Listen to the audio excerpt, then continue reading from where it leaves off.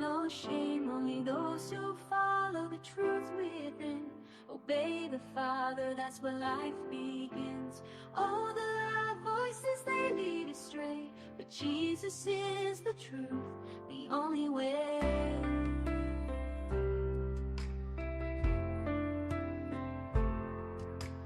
Enter through the narrow gate, for the gate is wide and the way is broad that leads to destruction in the false facade. Many walk that path and don't see the sign, but the gate is small and the way is divine. The road to life, oh, so few will find. In the light of love, leave the darkness behind. Salvation is a gift, it's not of our hands, not by the works or binding demands. It's free for the lost, for the weary soul. Come to Jesus, let him make you whole. If you thirst and hunger, just kneel down and pray. He's waiting there, don't let it slip away.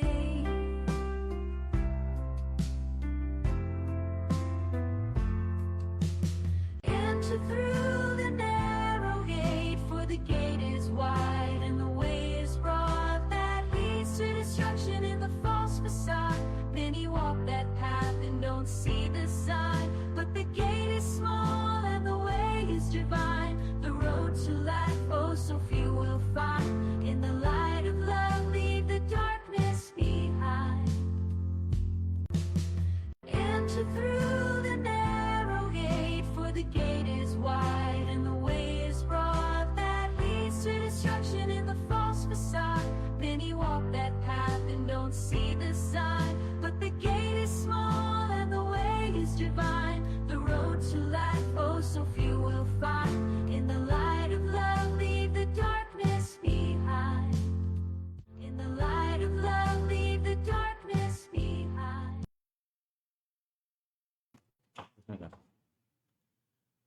Okay, magandang gabi po sa ating lahat. Welcome po muli dito sa ating live podcast sa Narrow Gate Ministry dito sa Facebook. Pastor Ramil, magandang gabi po. gabi. Yan. So tayo po ay nagbabalik sa atin pong live podcast no po. At ang topic po natin ngayon, Pastor, ay mainit-init po. Yun, yung ating, Ah, ano nga? Ating topic. Tungkol po ito sa person of Christ. Kasi po, Pastor, mainit-init po yung nakaraang Semana Santa eh. Baga, ito ay patungkol sa Panginoong Jesucristo, yung kanyang kamatayan, bakit siya namatay, pero siya ay Diyos. So, mayroon pong kaugnayan yung ating Pastor Baksa ngayon. Tamang-tama, no? Opo. Sino ba talaga ang Panginoong Jesucristo? Ano ang kanyang nature, kalikasan? Kaya yung topic po natin, Pastor, ay yung person ni Christ at yung kanyang incarnation. And yung mga nakakabit ditong katanungan, what is the meaning of hypostatic union? Hypostatic union. What are the heretical teaching about His incarnation in deity? Ano po ba yung mga... Magandang topic. No? Opo. Kasi mahalaga ito kasi nakasalalay sa pangunawa ng isang tao o pagkilala sa Panginoong Jesucristo ang kanya ring kaligtasan. Opo. Kasi ang pagkaunawa ng isang tao kay Kristo ay mali, hindi iyon ang tunay na Kristo. Opo. At kung hindi tunay na Kristo ang iyong pinaniniwalaan, hindi iyon ang tunay na Diyos. At kung hindi iyon ang tunay na Diyos, dahil kailangan consistente yung katangian ng Panginoon Jesucristo sa itinuturo niya sa kanyang sarili. Opo. Ibig sabihin, paano maliligtas ang isang tao kung ang kanyang pinaniniwalaan at sinasamba ay hindi tunay na Diyos? So, yung Christology ay lagi ng connected sa doctrine ng theology proper, which is yung paterology. Sino ba ang God the Father? And then, sino ang God the Son? And then, to follow yung pneumatology, who is the Holy Spirit. So, laging mahalaga, walang dapat na pagkakamali sa pagkakilala sa Trinidad o sa bawat persona ng Diyos. Dahil kung mayroon ay hindi yung tunay na Diyos. Opo. So nakasalalay dito mismo yung deity, yung essential attributes and characteristics of the true deity, ang tunay na Diyos. Opo, tama po. Pero bagaman po, Pastor, ang atin pong focus ngayon ay sa person ni Christ, pero alam ko po mag-overlap yan doon sa doctrine ng Trinity. Matatalakay din natin po yung ugnayan ng Father. No? For sure. Kaya pwedeng natin gawing dalawang new session, series, series o dalawang podcast itong ating topic sa gabing ito. Okay po. Kung Pastor, medyo marami-rami may mga videos po tayo dito ng ilan sa mga kilalang personalidad ng mga kulto na relihiyon, ano po? Actually, hindi naman. Yung una ay mga mangangaral lang talaga ng kilalang cult sect. At makikita po natin, panoorin po natin yung video. Panoorin Sino po ang una? Tingnan natin. ito siguro sa INC. May nakalagay pa na logo.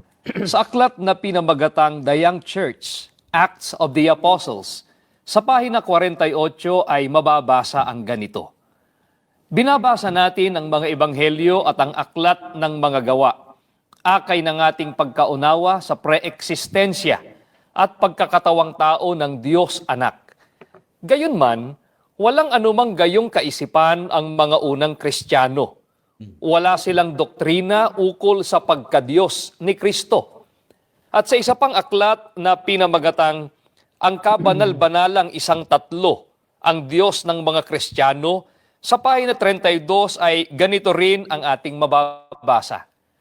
Kaya't hindi maaaring sabihin na tinatawag ng Diyos si Jesus noong mga kauna-unahang araw ng Kristyanismo. Siguro bro, bago mag-discuss si Pastor, isunod muna natin yung isa pang video, yung ikalawa, isunod sa kanya. Oo. Iglesia rin yan eh.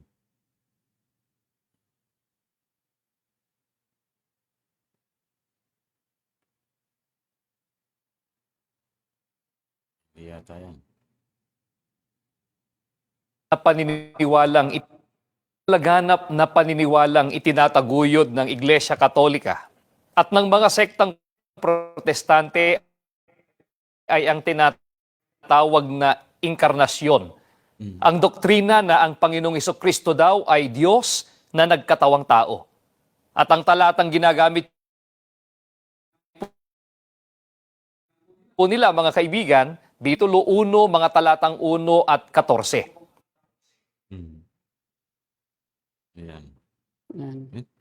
So ano po Pastor ang masasabi natin dito po? Kasi una, sinasabi na nila, itong mga nasa Church of Christ o yung Iglesia ni Manalo, na ito yung mga mangangaral niya mismo, yung mga tagapagturo nila, na wala naman daw pong itinuro ang mga unang mananampalataya o sabihin na natin na pwedeng yung mga apostol na si Kristo ay Diyos. Okay, so ang tawag dyan, Unitarian. No? Unitarian. At yan ang isa sa pinakauna no, ng mga maling katuruan no, na lumaganap ng noong mga unang siglo ng Iglesia, ikalawang siglo. At nagkaroon ng tinatawag natin na pagtatalo, no, na yun nga ang dahilan kung bakit nagkaroon ng Nicene Creed. No? Opo. At tanda mo ba kung sino yon? Kung sino yung... Ang nakipaglaban po, nakibaka talaga noon ay... hindi, yung kanilang nilabanan na nagpauso ng ganyang katuruan. si Arius. Yan. Siya yung... Hindi si Arius. Si Athanasius po ba? Hindi, yung nagturo ng Unitarianism na si Kristo ay tao lang. Hindi ko lang po alam, Pastor, yung naunang mga kinikilala nilang Si bishop. Arius kasi yung Arianism. Diba? Pero siya po, Pastor, di ba, nagtuturo din siya ng si Christ ay, sabi nga niya, the Son, mayroong pagkakataon na ang Son ay hindi. Parang ganun yung sabi niya eh. Na kumbaga, ibig niya sabihin, mayroong panahon na hindi nag-i-exist yung Son. Nag-exist lang siya nung siya ipanganak. Yun yung ano po ni Arius. Unitarianism, no, na ang isa lang ang tunay na Diyos, yun lang God the Father. Opo. Oo. So ngayon ay tingnan natin kung talaga bang hindi itinuturo ng Biblia na si Kristo ay Diyos. Maraming mga talata sa Biblia no na nagtuturo na si Kristo ay Diyos. Sabi nito ng mga ngaral to Maximo Bularan ba? Opo. Hindi ba si Bularan ito no? Hindi naman po yata. Hindi ko kasi siya kilala, Pastor, pero So tingnan natin sa unang Juan 5:20 no. Talagang malinaw dito nang itinuturo ay si Kristo ay Diyos. Pero si Arius, obviously, Unitarian po yung tinuturo niya eh. Kasi mas pinaniniwalaan niya talaga yung Father lang ang tunay na Diyos. Pakibasa yung 1 John 5:20.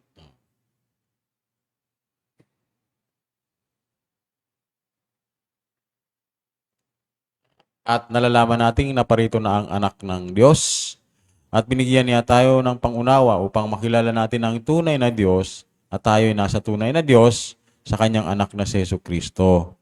Siya ang tunay na Diyos at buhay na walang hanggan. Napakalinaw po, Pastor. No?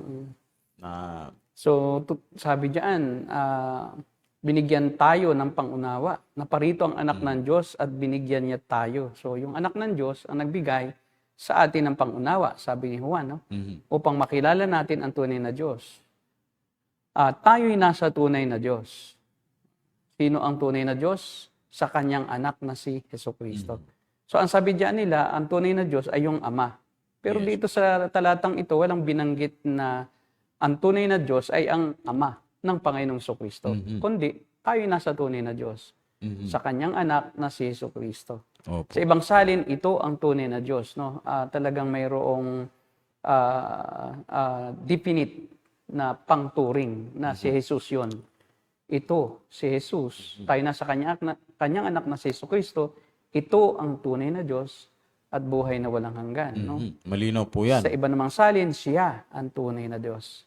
So kung sasabihin natin na walang itinuturo ang Biblia na si Jesus ay Diyos, ay malinaw na mayroon. At gayon din yung Hebreo 1, 8, no? Pero umpisahan natin sa 4. 4 po. Kasi nasa 4 yung context na binabanggit dito ng manunulat ng Hebreo, yung kahigitan ni Jesus sa mga anghel. Dahil siya higit sa anghel, ano siya ngayon? Kung siya higit sa anghel, ang anghel higit sa tao. No? Ngayon, ang anghel, sino ang mas higit sa anghel? Opo. Diyos lang. Kaya tingnan natin kung ano ang sabi rin ng manunulat ng Hebreo. At ang kanya ritong tinutukoy na first person speaking o yung nagsasalita ay ang Diyos Ama mismo. Opo. Sinabi ng Diyos Ama. Ang Diyos Ama ang nagsasabi, ang iyong trono, O Diyos. Pakibasa yan. Hebreo 1:4 hanggang 8. Ang anak ay ginawang higit na dakila kaysa mga anghel. Tulad ng pangalan na binigay sa kanya ng Diyos ay higit na dakila. Sapagkat kailan may hindi sinabi ng Diyos sa sino mang anghel, ikaw ang aking anak, mula ngayon ako na ang iyong ama. Ni hindi rin niya sinabi sa kanina mang anghel, ako'y magiging kanyang ama at siya ay magiging aking anak. At nang isinugo na ng Diyos ang kanyang panganay na anak sa sanlibutan, ay sinabi niya, dapat siyang sambahin ng lahat ng mga anghel ng Diyos. Tungkol naman sa mga anghel ay sinabi niya, ginawa niyang hangin ang kanyang mga anghel at ninga sa mga ampoy ang kanyang mga lingkod. Ngunit tungkol sa anak ay sinabi niya, ang iyong trono, O Diyos, ay magpakailan paman. Ikaw ay maghaharing may katarungan. Okay, una muna, no? Binanggit doon sa 4 yung kahigitan ni Jesus sa mga anghel. At doon ay talagang malinaw na makikita natin na noong ang Diyos mismo ang nagsalita, sinabi ng Diyos, no, sa mga anghel, kailan may hindi sinabi ng Diyos, no, sa mga anghel, ikaw ang aking anak. Ang sinabihan lang sa Jesus. Pagdating sa verse 8, ang sabi niya, ang iyong trono, no? Tungkol yan sa anak kasi. Sa no? anak po. Hindi naman sa Kay anghel Jesus. kinasabi yan. Kundi tungkol sa anak. Kaya nga dito sa verse 8, tungkol sa anak, sino yung anak? Si Hindi naman Jesus. pwedeng anghel. Opo. No? Hindi naman, Dahil ang context din ay yung anghel ay tagapaglingkod lang. No? Mayroon kasi dyan tinatawag na comparison eh. Doon Opo. sa mga anghel at sa kay Jesus. Ngayon, yung mga anghel ningas ng lingkod, no? Ningas ng apoy na lingkod ng Diyos. Pero sa verse 8, yun ang verse 7, yun ang mga anghel. Ngunit, tungkol sa anak, so mayroon kasing Opo. comparison eh. Kaya hindi pwedeng sabihin mo na yun pa rin yung mga anghel eh. Anghel Ngunit muna. may sinabing ngunit. No? Ibig sabihin, may pinagkukumparahan. Opo. O mayroong unang tinukoy na kinukumpara ngayon sa right after the word ngunit. Sino naman ang ikinumpara sa mga anghel na lingkod lang? Tungkol sa anak ay sinabi niya, sino ang nagsasalita? Ang Diyos din Ama. Diyos Ama mismo Ang ang Diyos Ama. nagsasalita. At ang sabi ng Diyos Ama sa anak, ang iyong trono, O Diyos. Opo. So ang tumatawag dito na ang anak ay Diyos din, ay ang mismong Diyos Ama. Mhm. At ang trono niya, O Diyos, ay magpakailanman. Ibig sabihin, yung paghahari ni Jesus na Diyos ay magpakailan paman. Kasi ikaw ay maghaharing may katarungan. Yung trono diyan kasi is symbolic for kingship. Opo. Kasi ang sabi diyan ng iglesia, ay yung daw tinutukoy na Diyos ay yung trono. Hindi daw yung anak. So, binabali-baliktad nila yung grammar, yung subject at predicate, Opo. at saka yung verb, no? Mhm. Yung article, no, binabali-baligtad. So, ang pronoun na doon, na trono, ayun na ang Diyos na proper noun. Opo. Yung trono is common noun, di ba? At yun ay neuter. Neuter na noun. Ginawang Diyos. So, neuter ay naging masculine. At hindi lang naging masculine, naging deity. Yung bagay lang na trono ang ginagawang Diyos. Pero tutukay lang dito, yung trono, yung paghahari. No? Yun ay symbolic sa paghahari. Yung paghahari mo, O Diyos, magpakailanman. Kaya inulit, ikaw ay maghaharing may katarungan. Hindi lang magpakailanman ang paghahari mo, makatarungan pa rin yung paghahari mo. Grabe. Kaya nga, malinaw na malinaw sa tekstong ito. Sinadya na lang talaga po na baluktutin po nila at bigyan ng sariling kahulugan. Naalala ko nung debate si James White, no? Opo. Kay Kay ventilasyon. ganun din ang kanyang paliwanag. Na yung trono yun. Tapos yung sa unang Juan 5:20 na nagsasalita daw si Jesus, nagsasalita daw si Juan na tinutukoy niya, ito, kasi sa ibang salin ito. Nakaturo daw sa langit. Di ba? Tayo nasa kanyang anak na si Jesucristo. Pagkatapos daw doon, sinabi daw ni Juan, ito, ang itinuturo ay ang nasa langit. Hindi daw si Kristo. Ito ang tunay na Diyos. Ngayon, kung word na ito, di malapit. Ito Hindi talagang si Kristo. Pag malayo at nasa langit, di dapat iyon. Opo. Siya nga po Di ba? Dapat iyon. parang Kaso ito Hindi po siya... Hindi angkop talaga kahit angkop. na sabihin mong may itinuturo. Mhm. Kasi pag kami itinuro, meron pa rin tayong sa Tagalog na proper na paggamit. Kasi pag sinabing ito, malapit. Pag sinabing iyon, malayo. Opo. O pwedeng iyon o iyan. Diba? So, Mahirap yata pong sabihin na nandun sa Oo. Quezon City, sabihin mo ay ito. Di ba? Mahirap yun. Sabihin mo, nasaan ka? Nandito. Narito sa Quezon City. Ayan layo, nasa Maynila. Opo. Narito sa Quezon City. Pwede mo sabihin, narito ako sa Maynila. Opo. Kung saan ka naroon, narito. Mhm. Or ito ang kinalalagyan ko. Opo. Ngayon, isa pang mismong malinaw na si Kristo ay Diyos ay yung sa Juan 8. Mhm. Yung bago si Abraham ay ako nga.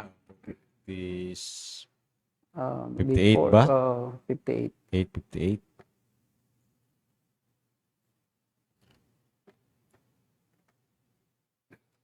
John 8:58. 58, bro. Ayan.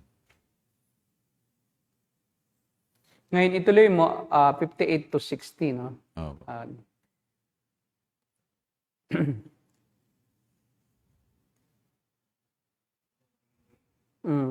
John 8:58. 58 verse chapter 8 verse 58. Yan. Okay. Yan. Ayan. Sige. Sabi po dito, Hanggang 59. Sige. opo. Sumagot si Jesus, pakatandaan ninyo, bago pa ipanganak si Abraham, ako ay ako na. Nagsidampot sila ng bato upang siya ay batuhin, ngunit nagtago si Jesus at lumabas ng templo. So sabi rito ng mga iglesia ni Cristo ay hindi daw naman sila, si Jesus nagsasabing Diyos siya. Sabi lang niya. Totoo nga, no, na hindi naman niya direktang sinabing Diyos ako dito sa talatang ito, no? Opo. Pero yung pagsasabi ng salitang ako ay ako na, ay Yahweh yan, no? Yahweh. Ginamit din iyan ng Diyos Ama sa kanyang sarili. Doon sa tagpo kung saan si Moises ay tinawag ng Diyos sa Genesis, no? Ngayon, dito makikita natin yung dalawang katangian ng pagiging Diyos, no? Una, yung pre-existence niya, no? Pre-existence. Bago pa pinanganak si Abraham, ay ako na. So, kailan si Abraham ipinanganak? Eh, nung sabihin ito ng Panginoong Jesus, ito ay mga 30 AD, no? Early 30 AD, mga 33 AD. Opo. Si Abraham. 31 AD. Si Abraham ay libu-libong taon na ang nakakaraan. No, bago lumabas si Jesus. So mayroon bang tao na libu-libong taon ay nag-exist na? Common sense lang. Bago pa ipanganak eh. Hindi nga natin po alam kung Diba? ilang taon bago ipanganak si Abraham. Kaso, hindi, wala. Ang tao kasi ipinapanganak, kung kailan lang siya pinanganak, doon lang siya nag-exist. Opo. Ngayon, pre-existent yung kanyang katangian dito eh. Tama po. Siya ay naroon na bago pa si Abraham. Hindi lang bago pa si Abraham, naroon na siya, no? Kasi sa 1:1, by the way, atin ding babanggitin yon. Opo. Yung 1:1, sa simula pa, naroon ang salita. Ang simula doon, alam ba ninyo yung John 1:1 ay parallel sa Genesis 1:1? Genesis 1. Nag-umpisa ang Genesis 1:1 in the beginning. Nag-umpisa rin ang John sa in the beginning. The same yon. Ibig sabihin, kung kailan nag-umpisa ang lahat ng bagay, si Jesus din nag-umpisa rin. Bago pa man nag-umpisa, ang lahat ng bagay naroon na rin. Opo. Hindi siya nag-umpisa. In the beginning is before the beginning of time, before the creation, of God. Yun yun. Before the creation of God, God is already there, sabi ni Moses sa Genesis 1:1. In the beginning, God. Naroon na siya sa pasimula pa. Hindi siya nagsimula. Si Jesus din, in the beginning, God. Sabi doon. And the Word was, in the beginning, the Word was with God. And the Word was God. And the Word became flesh. Sabi sa John 1:14. So makikita natin na talagang si Jesus at ang Diyos Ama, pareho ang pagkagamit sa description ni Moises at ni John. Kaya makikita mo na talagang si Jesus ay Diyos kasi pre-existent siya. Bago pa ang lahat ng bagay lumabas, si Jesus nag-i-exist na. Wala siyang pasimula. Siya mismo ang simula. Kaya makikita mo rito na sinasabi ni Jesus, ikalawa, divinity kasi ito. Divinity. It's not only pre-existing si Jesus, but He is divine. Kasi bakit? Yung reaction kasi ng mga Hudyo, tama. Kaya siya babatuhin Kasi, kaya siya babatuhin, ang kasalanan niya dyan, ay sinasabi niyang siya ay Diyos Blasphemy para sa kanila. Pinapantay niya ang sarili niya sa Diyos. Kaya nga, ang mga Hudyo, nag-react. Kasi ang parusa sa kasalanang pamumusong o pagpantay mo sa iyong sarili sa Diyos, sinasabi mong ikaw ay Diyos, ay stoning to death. Opo. So, makikita mo na talagang naiintindihan ng mga Hudyo na si Kristo ay nagsasalita na ikinumpara niya ang kanyang sarili, kapantay ng Diyos siya. Opo. Malinaw po, Pastor, dito sa 5 verse 18 ng John. Yung sinasabi po ni Juan na sabi dito, lalo namang pinagsikapan ng mga Hudyo na ipapatay siya sapagkat hindi lamang niya nilabag ang batas tungkol sa araw ng pamamahinga. Sinasabi pa niyang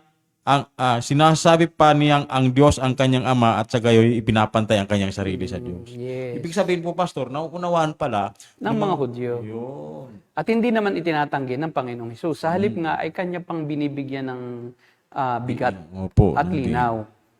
Nababotohin niyo ba ako dahil sinabi ko na ako ay ako na noong paman? Di ba? Talagang kino-confirm ni Jesus, no? At saka napakaraming katangian ni Jesus na taglay lamang ng Diyos. Diyos lang ang Diyos lamang ang nagtataglay. nagtataglay. Kasi siya ay nagpapatawad ng kasalanan. Yes. Kaya nga sabi ng mga Pharisee, sino ba ito na pati kasalanan ng tao pinatatawad? Doon Diba? pa lamang po, magtataka na Nagtaka na sila, sabi, hindi ito tao lang kung totoong siya nagpapatawad ng kasalanan. Siya'y sinamba rin, no? Ang sabi naman ng mga iglesia ni Cristo, ay binigyan lang siya ng kapangyarihan daw magpatawad. At binigyan din lang daw siya ng karapatang sambahin. Kinukontrahan. Pero ang problema is, kinukontra din nila ang kanilang sarili sapagkat bawal nga sumamba sa hindi tunay na Diyos. Oh. Di ba? Sabi din nila, pagka hindi tunay na Diyos, bawal sambahin. Oh, sabi po nila yan. Bakit naman si Kristo, binigyan ng, parang ang Diyos sinasansala nila. Oh. Na ang Diyos Ama mismo ang kinokontra nila nang sabihin ng Diyos Ama na kung si Kristo'y tao lang, ba't pinasamba ng Diyos? Oh. Dito ang Ama nagsisinungaling dahil sinabi ng Diyos na Ama lamang ang iyong dapat sambahin. So ang kinokontra na dito ng Diyos, ang kanyang sarili na. Na ang Diyos lang ang dapat mong sambahin. So, ibig sabihin mo, Pastor, ginagawa nilang sinungaling ang Diyos. Yeah, oo. Kasi nga, sa Isaiah Exodus chapter 20, no? Yung huwag kayong magkaroon ng ibang Diyos, maliban sa akin. Huwag kayong sasamba sa kanino man. Sa ibang Diyos-Diyosan. O lamang ang Diyos. O tama naman, sabi ng Diyos lamang, siya lamang ang Diyos. At siya lang ang sasambahin. Bakit sinabi ng Diyos, sambahin si Jesus kung tao lang?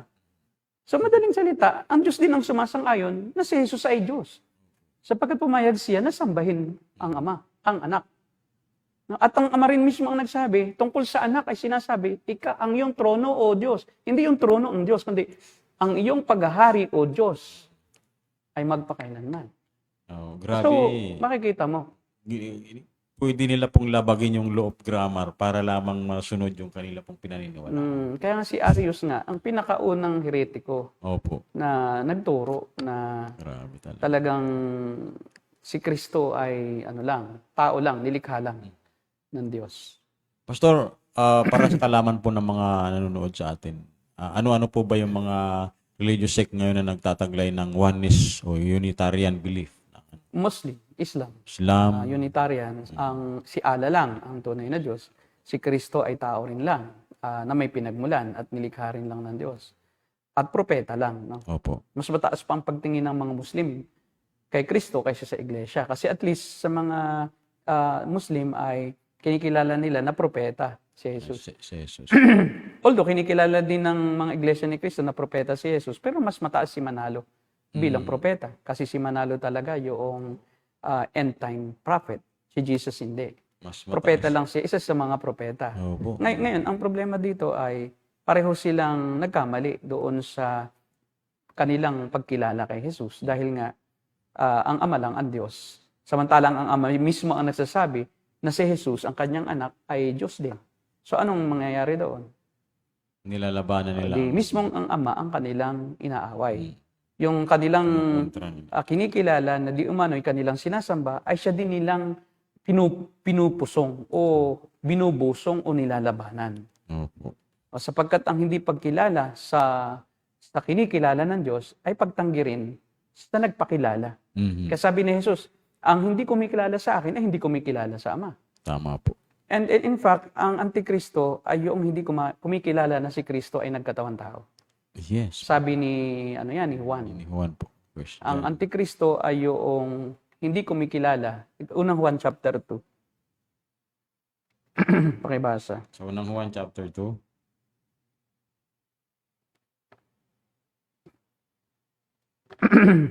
First John 2:18.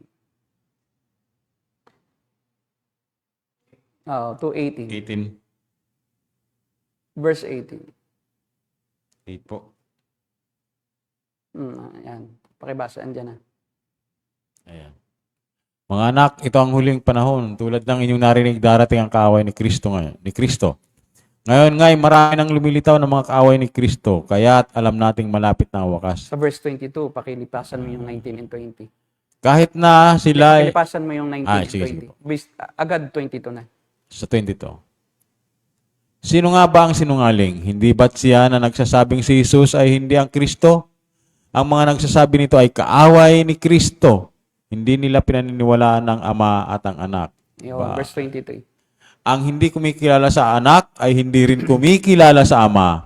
Ang kumikilala sa Anak ay kumikilala rin sa Ama. Ayun, kita mo, ang hindi kumikilala sa Anak ay hindi rin kumikilala sa Ama. At ang hindi kumikilala sa Ama, hindi rin kumikilala sa Anak. Kaya nga, ibang Ama ang kinikilala nila. Opo. Kasi yung anak na kinikilala nila ay walang anak na Diyos. Samantalang dito, sinasabi ni Juan na kailangan kilalanin din si Kristo nang kumikilala rin sa Ama. Pakibasa mo sa chapter 4 verse 3 ng unang Juan din. Yan, Chapter 4. 4 Ituloy lang. mo sa kung sino ba talaga yung mga yan. Yan. Ayan. Verse 3, pakibasa. Kung hindi gayon, ang kanilang ipinapahayag Verse 2 muna. Nandyan yung pinakang ano. sa verse ito po. Ito ang palatandaan na ang Espiritu ng Diyos nga ang nasa kanila kung ipinapahayag nila na si Jesucristo ay dumating bilang tao. Kung hindi gayon, ang kanilang ipinapahayag tungkol kay Jesus, hindi mula sa Diyos ang Espiritong nasa kanila. Ang Espiritu ng kaaway ni Kristo ang nasa kanila. Narinig na ninyong ito'y darating at ngayon ngay nasa sanlibutan na. Yan. Sige. Kailangan, ang tunay may Espiritu ng Diyos ay dumating si Kristo bilang tao. Ibig sabihin, hindi siya dating tao. Yun po ang ano. Hindi siya dating tao. Dumating Opo. bilang tao. Ngayon, sino siya? Diyos siya. Kaya siya naging tao. Kaya dumating bilang tao dahil hindi naman siya tao dati. Ngayon tingnan natin sa 2 John verse 1 and 7. Makikita natin. Yan. Halos katabi lang yan 2 John 1 verse 7. Ganun din, di ba? Sapagkat nagkalat sa sanlibutan ng mga mandaraya, ayaw nilang kilalanin na si Jesucristo'y dumating bilang tao. Ang ganun, Sa ibang salin kasi ito, YouVersion, no? Pag tinignan mo sa ibang salin, ang mga taong ayaw kumilala na si Kristo'y nagkatawang tao. Dito kasi dumating bilang tao. Ang hindi kumikilala na si Kristo ay nagkatawang tao, yun ang pinakang nearest na translation from Greek, no? Pakilagay mo yan, yung search mo, huwag yung magandang balita. King James Version. Ang Biblia 201. Yan. Yan. Yan. Ba? sa anong verse po? Yung same verse. 2 John 1:7. Iba lang ang salin. Maraming mandaraya Yan, lumitaw naparito sa sanlibutan niya. Ang mga hindi kumikilala na si Jesucristo ay naparito sa laman. Nagkatawang tao. Yan. So, ang ayaw kumilala na si Kristo ay naparito sa laman. Ibig sabihin, nagkatawang tao. Ibig sabihin, kung magkakatawang tao siya, hindi siya tao. Di ba? Ba't kailangan mahalaga na bigyan diin na siya ay naging laman? Pagkat hindi siya laman dati. So, pamarito siya bilang laman. Ang Kristo kasi, ibig sabihin, ay tagapagligtas. No? Pinahiran. Mesiyas. Yung Jesus, Mesiyas. Yung Kristo ay pinahiran. Ang pinahirang Mesiyas o tagapagligtas. So, kung hindi ito ang pagkakilala kay Kristo na siya ay nagkatawang tao sa ibang salin o naparito sa anyong laman sa ibang salin o dito sa King James, ang King Biblia. James yan eh. Hindi, ang bagong, ano yan? Ang Biblia. Ang Biblia Tagalog, yan yon. So, ang Biblia Tagalog, yan ang salin, na si Kristo ay naparito sa laman. Ay mandaraya at antikristo. Ang mismong antikristo ay ang kumilala na si Kristo ay nagkatawang tao. Tao lang yan. Hindi siya nagkatawang tao. Tao lang siya. Hindi siya dumating bilang tao. Talagang tao siya eh. Hindi na siya dadating bilang tao. Tao na siya. O kasi mayroong wrong teaching talaga noon na ganyan. Na si Kristo ay tao lang, hindi siya Diyos. At sino ang mga taong yon? Sino ang mga naniniwala? Yung mga Pariseyo. Kasi ang mga Pariseyo, Judaism ang relihiyon. At ang Judaism, katulad ng Islam at saka ng Iglesia ni Cristo, Unitarian din. Kayawi lang yan. Ang Diyos hindi pwedeng maging tao. Hindi siya pwedeng maging tao. Diba? So naniniwala sila na ang Diyos, na si Kristo ay tao lang talaga. Opo. Hindi siya pwedeng maging Diyos. Kasi ang Diyos di pwedeng maging tao eh. Kaya ang tinutukoy dyan, yung mga Judaizer na nanatili sa Unitarianism. Diba? Nagkukunwaring Kristiyano, pero kalaban ni Kristo. Dahil pinipilit na ituro na si Kristo ay tao lang talaga, hindi siya Diyos. Kaya pare-pareho ang paniniwala ng mga Pariseo, ng mga Iglesia ni Cristo, ng Islam, tungkol kay Kristo. Tao lang si Kristo. Kaya nga siya babatuhin eh. Biruin mo, sinasabi mong bago dumating si Abraham ay ikaw na. Tapos ginamit mo yung salitang ako nga o ako na ang Diyos lamang na si Yahweh ang may karapatang gumamit. Kasi ang ibig sabihin ng ako na, o ako nga, ay self-existent one. Siya ay umiiral sa kanyang sarili. Walang lumikha sa kanya. Tama.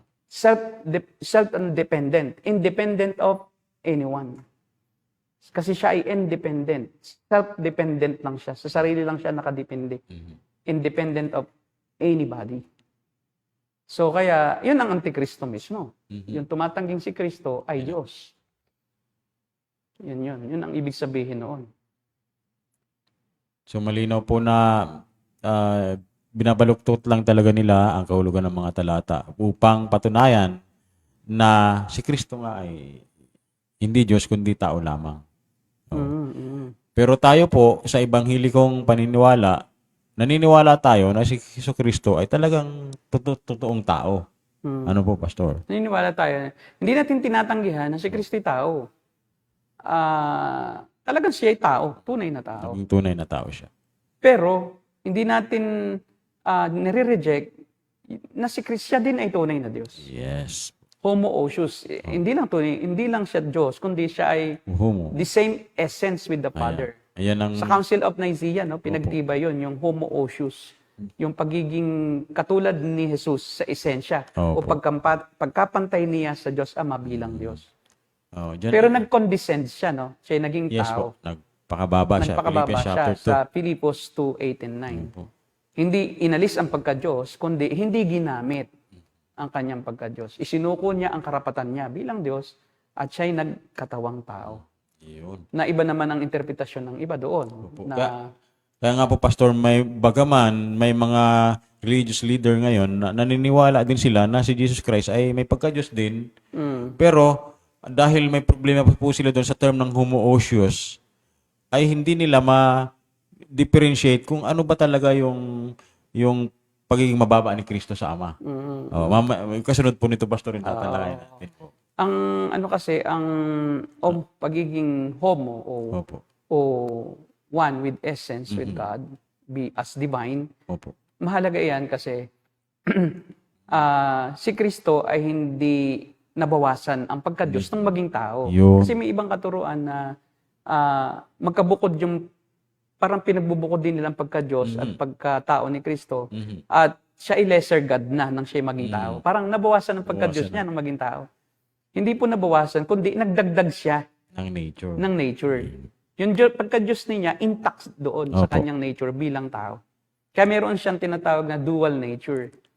Yun nga, yung dual nature. Tama Tinatawag na hypostatic yun. Yun. Na yung hypostatic yun is the union of divine Yan. and the humanity Yun. in one person. Yun. So, linawin lang po natin, yung hypostatic yun yung pagsasama ng pag-iisa ng divine at saka ng human nature. Hypostatic, hindi naapektuhan Yes po. yung pagiging Diyos. Static pa rin. Hypo, hindi siya nagbago. Galing, no? Hindi siya nagbabago yung pagka-Diyos. Pero idinagdag niya yung kanyang pagiging tao sa kanyang pagiging Diyos. Opo. No, Hindi siya nawala ng pagka-Diyos o nabawasan kahit konti man. naunawaan po natin, Pero ako po ay humahanga dito sa mga church fathers natin, Kasi sila yung dito. Siya talagang kumilos ang Diyos sa kanila para makapag-isip sila ng ganito pong. Kasi masyadong komplikado talaga yung tungkol kay Christ po, yung kanyang kalikasan. Anong siya magkatawang tao, yung kanyang persona ay paano na magiging mananatili yung kanyang pagka-Diyos. Ganon din at the same time, siya ay tao. So, kaya nagkagulo-gulo po nun, Pastor, di po ba? Nagtalo-talo. Nagtalo-talo na yung Maging mga sila church sa Sabellius, iba naman ang interpretation. sa Billianism. Yung modalism, Modernism. monarchianism, Yes po. yun, Docetism, Mhm. Apollinarism, yan yung mga defective view on the person of Christ na dinatanggihan either alinman sa dalawa. Opo. Pastor, siguro po sa next natin, maganda pong isa-isahin natin yan. Yung mga heretical teaching na yan. Yan. Pero may kasunod po tayong video at ito po yung sinasabi ko kanina na defective yung kanyang pagkakilala kay Christ. At tinitingnan din niya, naniniwala siya na si Christ ay Diyos din naman. Pero tingnan po natin kung ano Sige, yung paniniwala niya. pakitingin naman. Sa kasunod na yan. And, hindi dyan, bro. Sa kasunod na. Next na kay, ano.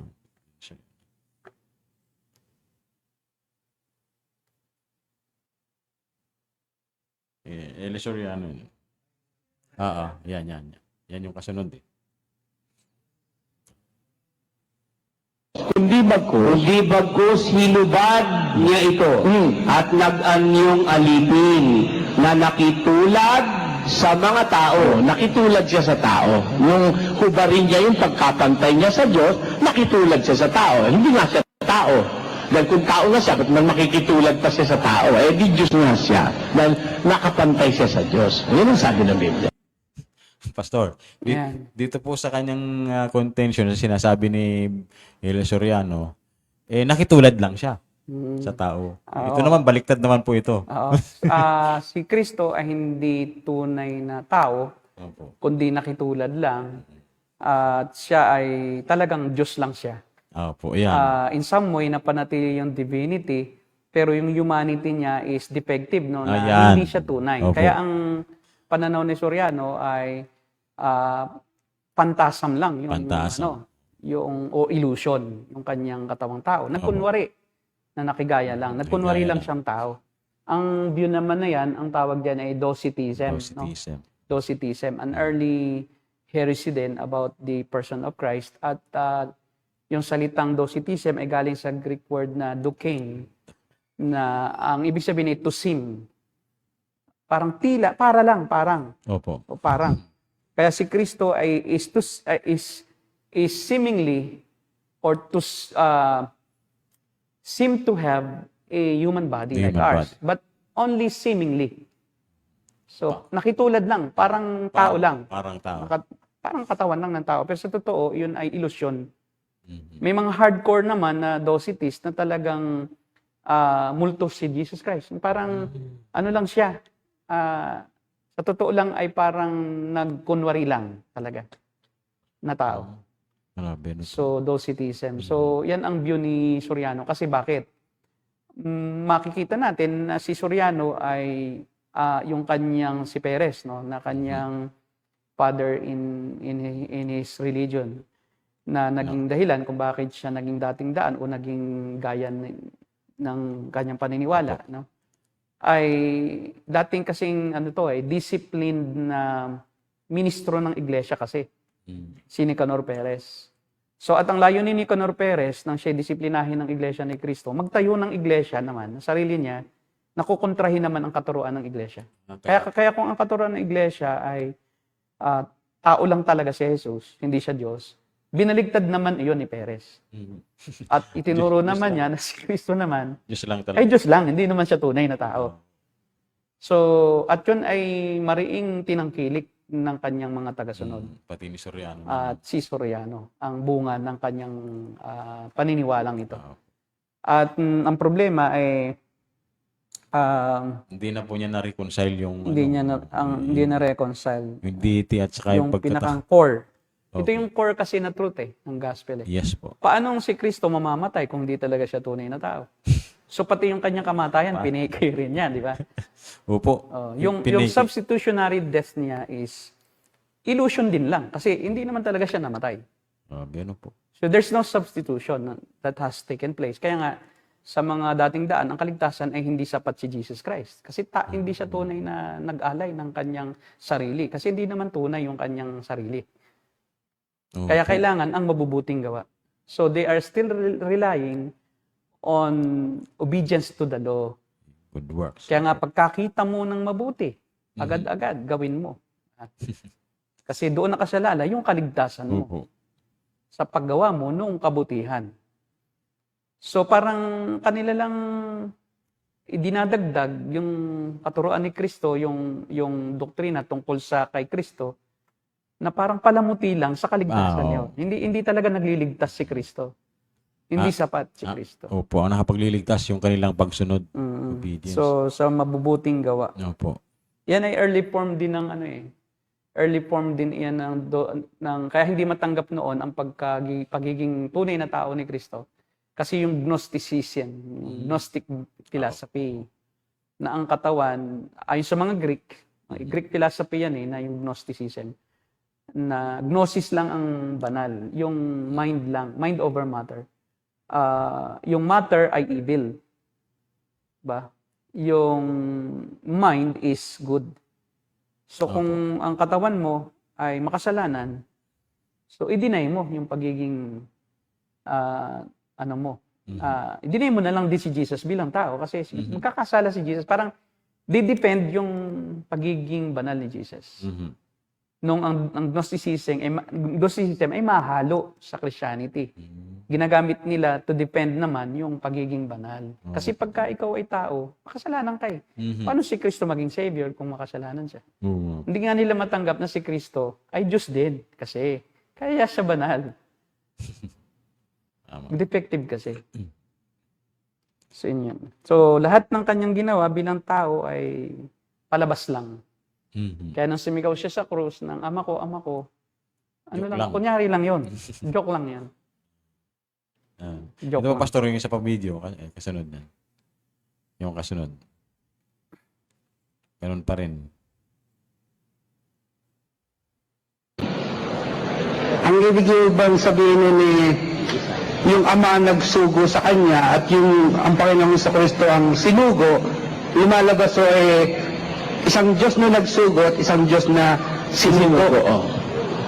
Di dalawang Diyos. Kung bilang ng tao pag-uusapan, dalawa. Pakinggan mo, sabi ni Jesus, 8:16 ng Juan. Oo. At kung ako'y humahatol, ang hatol ko'y totoo. Bakit? Sapagkat hindi ako nag-iisa. Bakit? Kundi ako at ang Ama. Oo. Dito po, para kay Brother Eli, kay Eli Soriano pala, hindi brother yan eh. Huwag mong tawagin brother. Kung hindi, makakasama mo dyan. Nakapasabi na talaga. At saka hindi siya brother. Ikaw naman. Sista. Sista. Magagalit sa'yo. Sabi niya, dahil doon sa verse na yan, dalawa ang Diyos. Kasi merong nagsugo, Diyos din. Tapos may sinugo, Diyos din. So, dalawa ang Diyos. So, defective talaga po yung view niya. Kasi, at saka dyan, mayroong, kaya nga si Kristo kasi is hindi kapantay ng Diyos Ama. ayan. Although si Jesus ay divine, pero subordinate siya sa Ama, sa pagiging Diyos. Yan. Ang problema doon ay magkaiba yung function at saka essence. Ayun. Subordinate lang si Jesus sa role. Or function, sa kanyang ginagampan ng tungkulin. Kasi nga siya ang sinugo eh. Opo. So, subordinate siya sa kanyang pagiging anak. Na siya yung namatay. Ang ama naman ang nagpadala. Hindi ko maano to, May Pastor. function. Sa 14:28, punang dyan yata, yung sinasabi dito na the Father is greater than I. Dyan sa kasunod na video, binabanggit yan. Check natin, Brother RJ. Para may kasunod na video pa yan eh. Yan ba yun? Yan. Ang anak, Diyos, ang ama, Diyos, pantay ba ang kapangyarihan nila? Of course, hindi. Anak nga yung isa eh. Di ba, ikaw may tatay? Pag nakipantay ka sa tatay mo, pangit. Di ba? 14:28, basa. Sapagkat ang Ama ay lalong dakila kaysa akin. Oh, the Father is greater than me. Dahil yun talaga ang belief niya. Hindi ba lumalabas ibig sabihin na hindi May talaga siya ang Diyos? subordination sa deity. Hindi naman, para maintindihan mo, bibigyan kita ng halimbawa, kapatid, ano? Bigyan kita ng halimbawa, makinig ka. Faulty rin yung illustration. Si Presidente Estrada, di ba? Di ba? Si Vice Presidente Arroyo. Tama? Pareho bang presidente o hindi? Pareho yung vice lang yung isa. Pero hindi ibig sabihin hindi presidente si Vice Arroyo. Kasi Mali. Masyadong malayo ang ano. Kasi nga, mayroong talagang economic subordination. No? Opo. Yung economic subordination sa function at saka role. Kasi ang ama nga, ang talaga ang nagsugo. Pero pagdating sa ontological subordination, Yes. yung kasi ang kanyang view dito na kahit yung Ontological. function, ontology rin. Yung ontological, yun yung essence. Yes po. So sa essence bilang Diyos, walang subordination sa Trinity. Kasi nga sila ay pantay-pantay sa pagiging Diyos. Pero sa role nila, ay mayroong pagkakaiba-iba. Kasi nga, iba-iba ang function ng bawat miyembro ng Trinidad. Tama At ang po. pinakamataas sa economic subordination, ang pinakamataas ang function, ang ama, kasi nga siya ang nagsugo eh. Mhm. So talaga may subordination, but not in essence, not in ontological aspect, but doon sa function. Opo. Kasi kailangan talagang may isugo eh. Alangan naman, pareho silang isinugo, di ba? O kaya pareho silang nagsugo, sinong isusugo? Pareho silang mamamatay, sino talaga ang dapat mamatay? Ang ama ba o anak? O, di ba? Opo. O, pwede bang ang banal na espiritu ang magsugo? Hindi rin. Kasi siya kasi yung, sa tatlo, ang Holy Spirit talaga ang pinaka-subordinate sa dalawa. Una muna ang ama, tapos anak, espiritu. At kahit doon sa repetition noon, nung kanilang pangalan, no? Doon sa ginawa ng Panginoong Hesus na greatest commandment, Opo. na bautismo niya sila sa pangalan ng Ama, ng Anak At ng Espiritu Santo. Pero kasi economic subordination talaga eh. Ang anak kasi ang isinugo para mamatay. Hindi naman ang Ama ang namatay. So hindi rin naman ang Espiritu ang namatay. Kundi si Kristo ang namatay. Pero Opo. ang Espiritu Santo ay yung namang, bagamat hindi siya ang namatay, siya naman yung kumukumpleto sa kaligtasan Yes, sa pamamagitan ng Indwelling. pagpapanahan o pananahan. Panahan. Kasi maging sa kaligtasan, may subordination din eh. Ang ama ang pumili ng ililigtas. Ang anak ang siyang namatay para sa pinili. Mhm. Ang banal na espiritu ang siyang Sumas- nanahan o sumapi sa mga pinili. So, may iba't ibang role. Opo. Iba't ibang role. Ito nga po, Pastor, yung sinasabi ko po sa inyo kanina. Pero hindi iba't ibang Diyos. Oo. Na Iba-iba lang mababa ang role. yung pagka-Diyos ng anak ay nagiging mababa na kasi greater daw yung Father. So, ang nasa kaisipan ni Yung essence, Oo, yung essence. nature. Yun ang hindi nila po na-differentiate. Saan naman nakakita ng Diyos na mababa? At Eh di hindi na Diyos yun. opo. Kasi pag sinabing Diyos, Diyos yun eh. Hindi pwedeng may mababang Diyos. Yes po. Tsaka kaya po natin ito kinukontent na si Jesus Christ ay essence hindi essence yung sinasabi dito dahil maliwanag na sa kabuuan ng Bible, sa Biblia, ay binabanggit na si Kristo ay may katangian, equal ng katangian sa Ama. Siya ay omnipotent din, siya ay omnipresent. Omniscient din si Jesus Christ. So, hindi pwedeng mababa siya kung siya ay omnipotent, omnipresent. Kasi pag sinabing walang hanggan ang kaalaman, paano Opo. bababa yun? Oo. Ang kalagayan. O, ang nature. Eh, pareho sila ng kalikasan. Kasi Yun pag sinabing kalikasan, ontology, yun siya mismo. Yun yung kanyang mismong kalikasan. So sa kalikasan, si Jesus, Diyos eh. Well, in fact, si Jesus nga nagdagdag pa ng another nature eh. Yes po. Kaya kung tutuusin, mas higit siya. Di ba? Kaya lang, mababa yung idinagdag niya sa economy. Sa Sa economy, economic Opo. subordination aspect ng pagiging subordinate.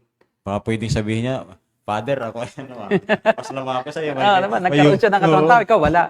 So kung ating titingnan, hindi doon sa pagdadagdag o sa kundi sa katangian bilang Diyos. Yes po. Sa katangian bilang Diyos, pare-pareho sila. Kaya doon pa lang sa Genesis, binanggit na, ang Ama at saka ang Espiritu. Tama po, Pastor. So pasimula ay Diyos, tapos ay ang tubig ay walang anyo at hugis. Ang mundo ay walang hugis o anyo at ang Espiritu ay sumasa ibabaw ng tubig. So naroon ang Ama, dalawa, hindi sila iisa lang na Diyos na iisang Diyos na Ama lang. Mayroong Espiritu. No po. Pagkatapos sa Genesis doon sa paglikha na sa tao, 'di ba? 1:22 ay binanggit na ron. Ngayon 1:26, ngayon lalangin natin ang tao. Genesis 1:26. Ayon sa ating wangis. So talagang mayroon ng kausap ang Ama. Ang Ama. At sino ang kausap ng Ama? Sinagot 'yon sa 1:1. Sa simula pa ay salita, kasama ng Diyos ang salita, at ang salita ay Diyos. At nagkatawang tao ang salita. Sino yung sa simula pa kasama ng Diyos? Nakausap noon na sa Genesis ng Diyos Ama. Eh di ang salita, at sino yon? Siya ng Ama. Ang Ama at ang anak na nag-uusap. Di ba? Ang Espiritu Santo kasi ang nagsasakutuparan ng kanilang pinag-usapan. Tama. Guruin mo. So makikita mo na agad yung Trinidad. Ang triunity. Opo. Unity of the triune God.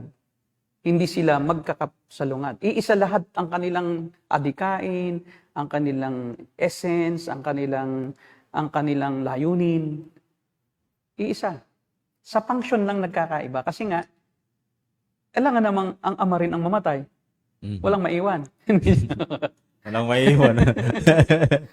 Di ba, may isinugo, ikaw din ang isinugo mo sarili mo, hindi walang maiwan, di ba? Opo. Hindi ka nang tatawaging nagsugo. Kasi ikaw na rin ang isinugo eh. Yan, Yun ang oneness. yan po yung matatalakay natin. Oo, Siguro yan yung next oneness. ano na lang Na po. ang nagsugo rin, siya rin ang sinugo. Opo. Kay Kibuloy naman to. Yun.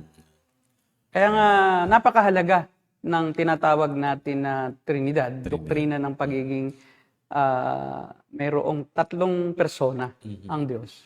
Ama, Anak, at Espiritu Santo, na pantay-pantay ontologically sa kalikasan, pantay sa kalikasan, pero economically, sa kanilang role at function, magkakaiba ang kanilang function. At mayroong function na mas mababa kaysa function ng iba. Opo. Kaya nga tinawag lang na anak ang Panginoong Hesus kasi nga siyang isinugo eh. Kasi ibig sabihin ng pater, pinanggalingan. Opo. Pinagmula. Originator siya ng Originator. Pag sinabi namang son, originated from the Father. the Father.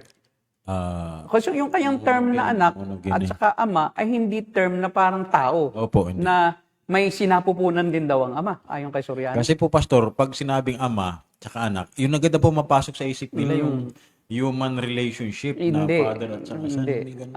Iba yun. Biblical. Spiritual relationship. Spiritual yun. ito eh. Spiritual fatherhood and spiritual sonship. Opo. It's not physical. Yes po. Physical sonship or physical. Kaya nga tayo ngayon anak ng Diyos eh. By virtue of our union with Christ. Yun. Hindi porkit anak, Hindi pinanganak. porkit anak ka, kasi ang iba naman, yung mga karamihan ng Kristiyano, nagsasabing Kristiyano, ako na may anak din ng Diyos eh. O di mas mataas ang aking ngayon kaysa kay Presidente Marcos. Tapos ang yabang-yabang na niya, di ba? Ako anak ng Diyos eh, ikaw anak ka lang ng tao eh. Hindi naman tayo anak ng Diyos sa physical. Physical ang usapan dito sa lupa eh. Huwag mong daanin sa pisikalan yung pagiging spiritual na anak mo. Spiritual ka lang na anak. Hindi ka talaga ipinanganak na parang tao na mayroong kang nabuo ka sa tiyan ng Diyos. Hindi ganoon. Divine sonship. Hindi ka divine sonship. Ayun yung doktrina ng Little God Doctrine nila Kenneth Copeland, diba? Creflo Dollar. Opo, dangerous doctrine po yan. Benny Hinn. Kasi nga, yung spiritual sonship, ginawang physical. Dati. Na meron din daw genes o DNA ng Diyos sa tao. Na pag Grabe. siya nagsalita rin ng mga salitang may pananampalataya, mangyayari din kasi siya Diyos din. Grabing doktrina po yan ah. Oo. At ang Diyos din ay katulad din natin. May kamay din, may paa, may... Ang Diyos Ama daw, kamukha din natin. O, diba? So, napakamaling doktrina. Mali talaga.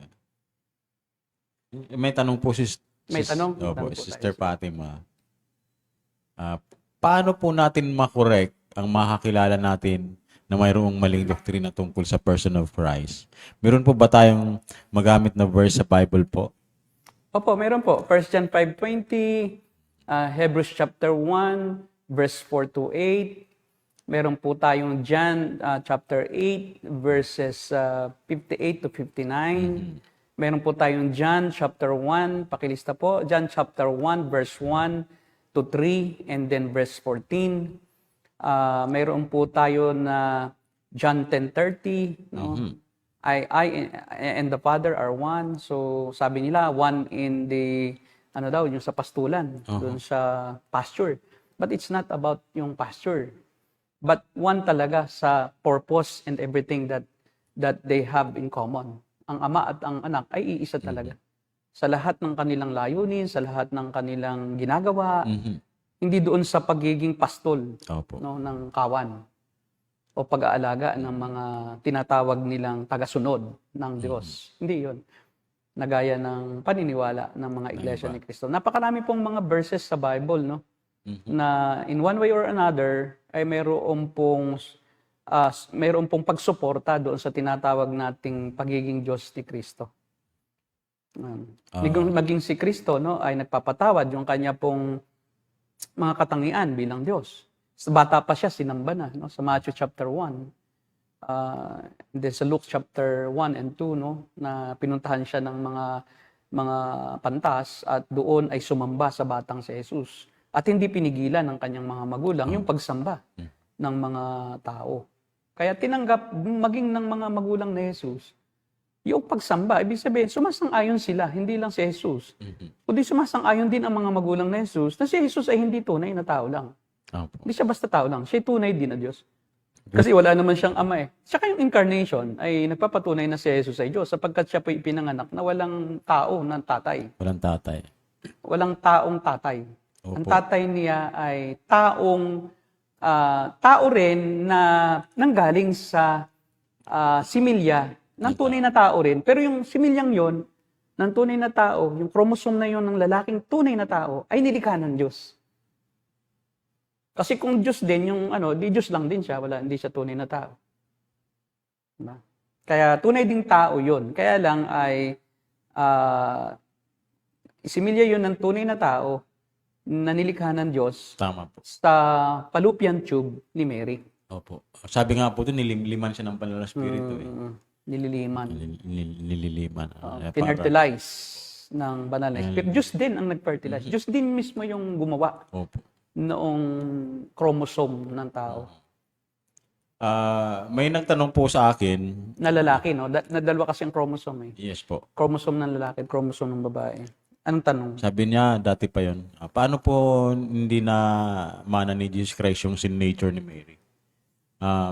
Maliwanag naman po sabi doon, nililiman siya ng banal na spirito. Ibig sabihin, habang pinagbubuntis, ay kinukonceive si Jesus Christ ni Mary, yung banal na spirito nakakover sa kanya para maingatan siya doon sa sin nature ni Mary.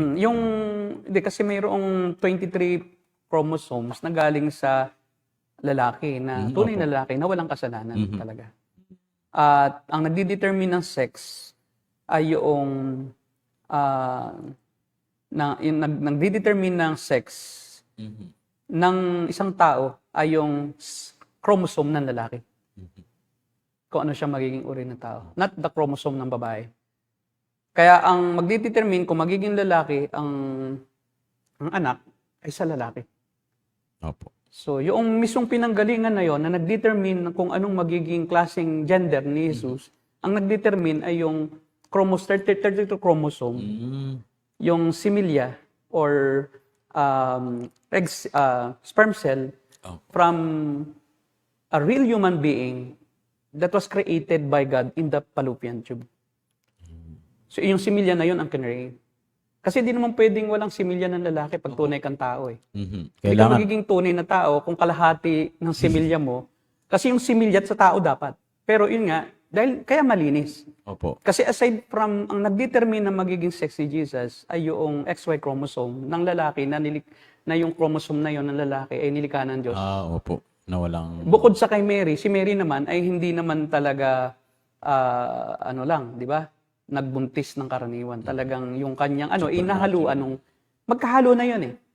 And then yung the rest, na kung mayroon mang nadalang kasalanan mula sa line ni Mary o doon sa binhi ni Mary, nililiman na yun. Or nilinis na Yes po. ng banal na espiritu. Saka yung proseso is very clear eh.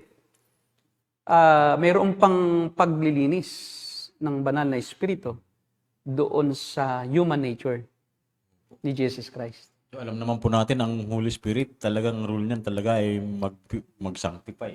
Sinanctify na agad yun. Ng banal na espiritu, yung 32 chromosome from a real human father, yung sperm cells na yon na created by God. Kasi walang lalaking involved na tao eh. Wala. So Diyos talaga ang gumawa. Ang Diyos naman, di naman pwede makipag-sex dahil wala naman siyang chromosome. Kasi ang Diyos ay espiritu lang, hindi siya tao.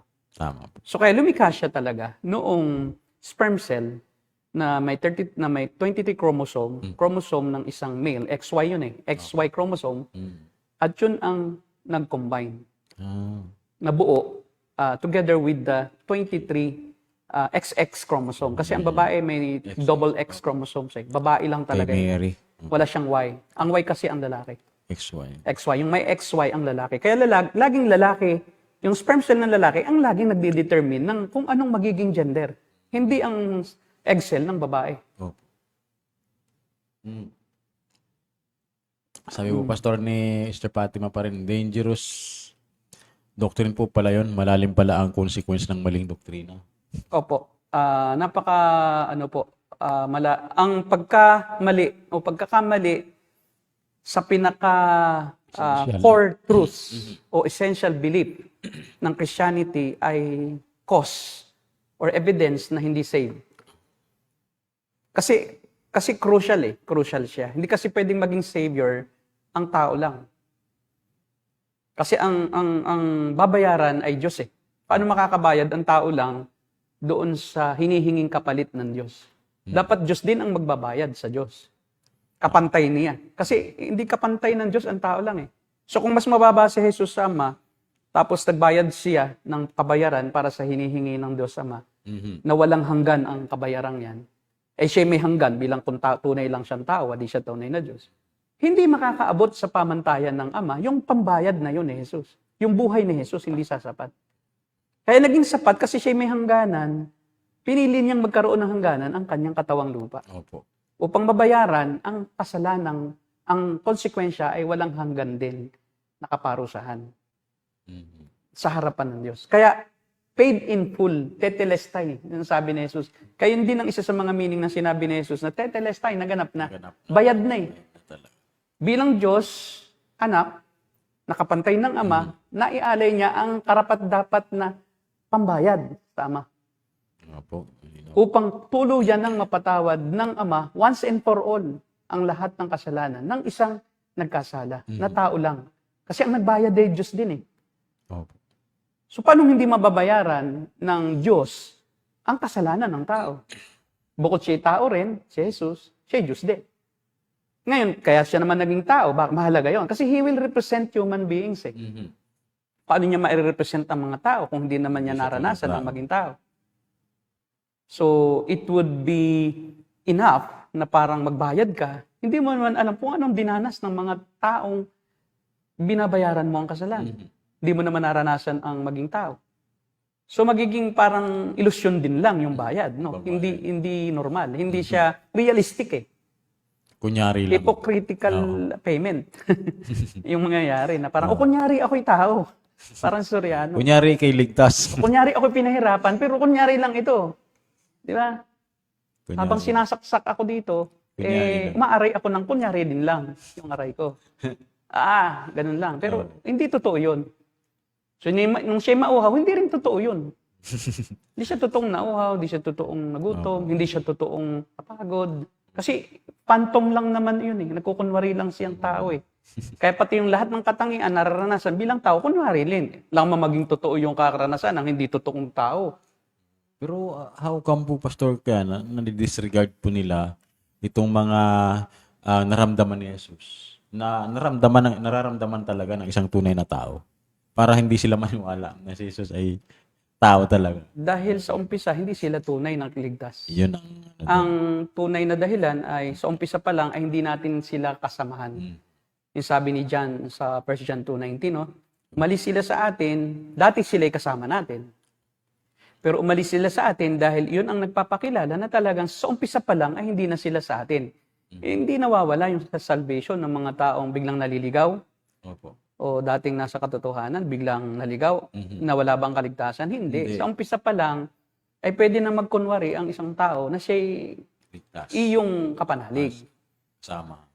Pero kung hindi siya inilek talaga ng Diyos, hindi siya binuhay na maguli o na-regenerate ang spiritual na buhay niya, hindi siya na-regenerate sa espiritu, ay hindi siya talaga ligtas. Opo. And later on ay tiyak na marireveal yung kanyang tunay na pagkakakilanlan. Siya aalis talaga sa katotohanan. At sabi nga ng Panginoong Hesus, tulad dun sa kanyang talinghaga, no, nung trigo, bukid, na may trigo at dawag na magkasama. Opo. Ganon din ang iglesia. Sa loob ng isang iglesia, mayroong tunay at hindi. Pero akala mo parehong totoo. Meron din yung lambat, di ba? Yung talinghaga ng lambat, yung may huling isda na hindi naman agad yan inaalis ng mga isda. Aalisin lang yan, pipiliin pagdating sa kati, Opo, sa sa pampang. kati. Doon ibubukod yung karapat-dapat At hindi. yung hindi dapat kainin. At yung dapat kainin. So, Pastor, kapag ka ikaw ay pinanahanan ng Banal na Espiritu, tatanggapin mo talaga yung tamang katuruan tungkol Yes. kay Kristo. Kasama doon sa pagpili ng Diyos Yes. ay yung pangunawa Yan. doon sa kanyang mga foundational truths. Yun sa mga pundasyong katotohanan na siyang kasangkapan ng Diyos Opo. para gamitin ng Diyos sa pag-regenerate. Mhm. Kasi kung hindi totoo ang paniniwala ng isang tao, paano siya maligtas? Opo. Tama po. Kung ang paniniwala niya, ang Diyos ay yung Diyos na pumapatay, na Diyos ng Muslim, no? Na nag-uutos na pag di mo ka panalig, patayin. Di ba? Tama. O, ibang Diyos iyon. Ibang Diyos niya. So, kahit sambahin mo ng sambahin niyon, kung yun ang kinikilala mong Diyos, well, by the way, we have our own views of God. And what you think about God is, that is your God, kung sino yung iniisip mong Diyos. And if the God that you worship, and the God, that you worship, if the God that you serve, if the God that you believe in, His nature and characteristics is or are against or are not in line with according the to the characteristics of the true God, 'di ba, revealed in the Bible, then that's not the true God. So kahit tawagin mo siyang Diyos, tinatawag mo lang siyang Diyos. Opo. Pero hindi yung tunay na Diyos. Kaya kahit sambahin mo siya ng sambahin, magpakamatay ka pa alang-alang doon, ay hindi ka pa rin maligtas. Kasi nonsense yung kinikilalang Diyos they are So, calling wala kang different, kaligtasan. different God. Kaya nga tayo si Jesus ay naparito upang ipakilala sa atin kung sino ang tunay na Diyos At ang sabi nga, tayo nasa tunay na Diyos, ito ang tunay na Diyos, si Jesus ang tunay na Diyos. Opo. So if you don't recognize Jesus as the true God, but only a human or an angel, then you cannot be saved. Sapagkat ang kaligtasan ay sa pamamagitan ng pananampalataya kay Kristo, ay kayo mong sampalatayanan Yung Opo. kanyang katotohanan, yung Opo. kanyang mismong nature, kalikasan, paano ka nga maligtas? Kaya, sabi po ni Kuya Jay, ano yung tanong niya, brother? Sabi niya, more explanation pa po ng ontology. Tama ba ang spelling ko? Ontology. Yung kaninang binabanggit po natin. Ontology po, yun yung essential, yung essence, Attributes po. yung nature, Yung nature ng Diyos. yung cause. Ang Diyos mismo, yun ang ibig sabihin ng ontology. Pag sinabing ontological subordination, ay yung subordination in essence In essence. or in person. In person mismo, yun ang ibig sabihin ng ontological. So sa person o sa nature, walang subordination. Yun ang ibig sabihin ng there's no subordination in ontology or in nature or essence as God. So, ang tawag po dun, Pastor, ontological equality. Tama po ba? Meron silang ontological equality Yes. or yung Nature. esensya. Yan po ibig sabihin ng ontological. Yung Magkapantay. nature mismo. Magkapantay sila ng nature. At dito, nalilito at nag-fail ang mga nasa kultong o nasa hidwang katuruan sapagkat hindi nila ma-differentiate yung pagdating doon sa greater, akala nila ay greater ang Ama. Sa ontology. Yes O po. greater doon sa tinatawag nilang being. Being. Opo. Yun mismo ang ontology, yung being. Yung pagiging Diyos mismo. Opo. Yan. Ontology means yung being ng Diyos. Pag sinabing ontology sa theology, yun yung being Opo. ng Diyos. So walang subordination sa being o doon sa persona o doon sa pagka-Diyos. Wala po. Wala. Kundi doon sa economy o doon sa function ng Diyos. So may iba-iba silang function. Doon makikita yung pagkakababa ng function ng isa sa isa't isa. Talagang mas mataas ang function ng Ama. Pero that doesn't necessarily mean na mababa na rin ang anak ontologically sa being, no? O sa person, o sa essence. Kasi nga, Ang pagiging mababa lang niya ay yung sa kanyang role. Sa kanyang role. Para pong ganito, Pastor, siguro, ano po. Yung ama, inutusan niya yung anak, pero hindi nangangahulugan na porkit inutusan niya yung anak niya, hindi na tao yung anak niya. Lesser human na yung anak niya. Hindi. Pagkapareho pa rin silang tao, pero mababa lang yung function o yung role. Function. O parang tao rin, di ba? Kumbaga sa tao, kasi hindi naman theology, sa tao na lang, anthropology. Opo. So, hindi ibig sabihin, hindi ka anthropos.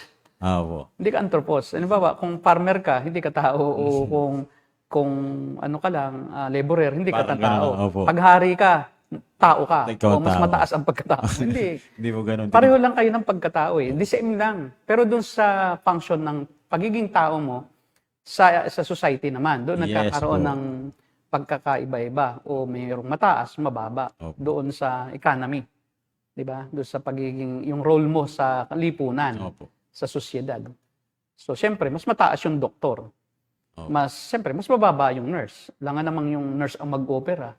Tapos yung doktor ang alalay ng nurse. Hindi pwede talaga yan. So, sa ganung aspeto din, no, pwede mong ihambing na bilang tao, pantay lang ang nurse at doktor. Pero doon sa kanyang function Office. or role sa paggagamot, ay mas mataas yung doktor. Pero bilang tao, pareho lang. Opo. Diba? Hindi mataas ang pagkatao ng taong doktor sa taong nurse. Ibig sabihin po, Pastor, parehas sila na mayroong essence ng human. Yung Sa sinasabi. pagiging sa theology naman, yung essence ng Diyos, pantay-pantay. Hindi Yeah. nababago yung Yan. essence eh. Hindi nababago. Hindi nababago yung being. Kung sino ka talaga, yun ka. So, yun. Pero siyempre sa tao, may pagkakaiba din. Pwede talagang yung katangian ng tao. Kasi talaga mayroong mababa ang pagkatao na tingin ng iba. Sa tingin ng iba. Paghari ka, mataas ang pagkatao mo. Hindi pwedeng ihambing talaga hindi pwedeng maging illustrations para sa Diyos.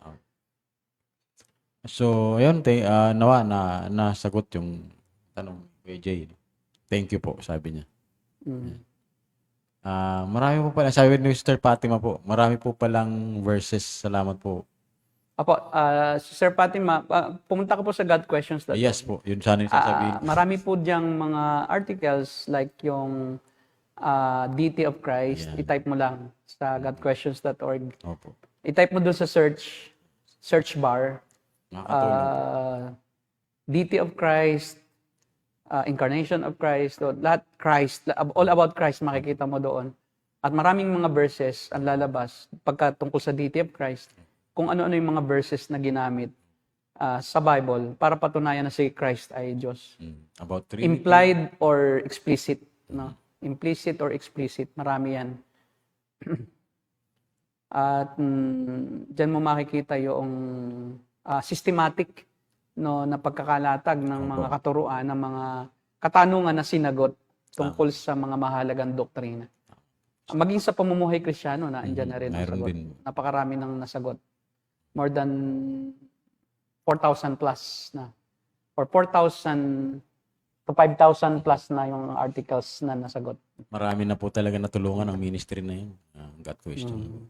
Pastor, magpasalamat po na po tayo. Sige po. Ayun. Salamat kay Thank you po Akaw Kakao. kay Sir Adrian. Ano po, sa Akaw Kakao. Sarap ng pagkatimpla po. Thank you rin po kay Ma'am Chay, nagtimpla. Salamat po sa taga-timpla ng Akaw Akaw Kakao, Kakao. si Sister Charlotte. Ano po. Matatagpuan po ito sa JP Rizal Street, Malanday, Marikina. Bisitahin po ninyo at tikman ang masarap nilang tsokolate. Kung wala na pong sagot, wala na pong sagot. Wala na Wala na tanong. rin kayong tanong. Yun. Baliktad na pati.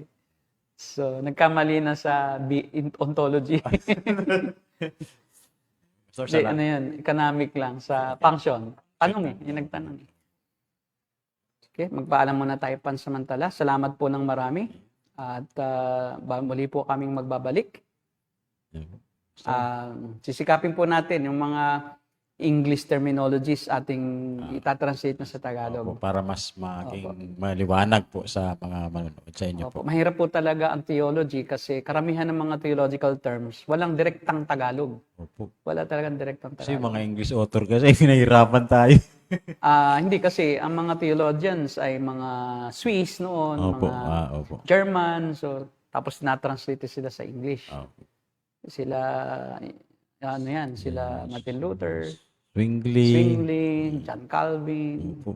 napasit po sa English. Pero yung mga English na mga ano na, kaya lang classical naman. At saka pag talagang theological terms, mga jargons eh.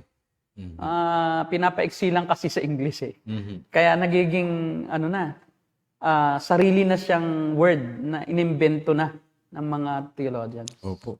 Kaya pastor, yung audience natin nung minsan na ay sabi, pa-English pa natin.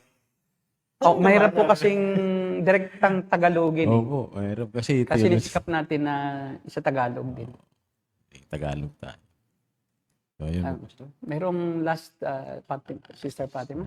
Sabi po niya, iba po ang meaning ng economy na nabanggit niyo po theologically compared po sa common use po. Ay, yes. Ako, kasi theological po term yung economy. Opo, theological term. Economical trinity. Hindi yan po yung ekonomiya eh. Theological po, Opo.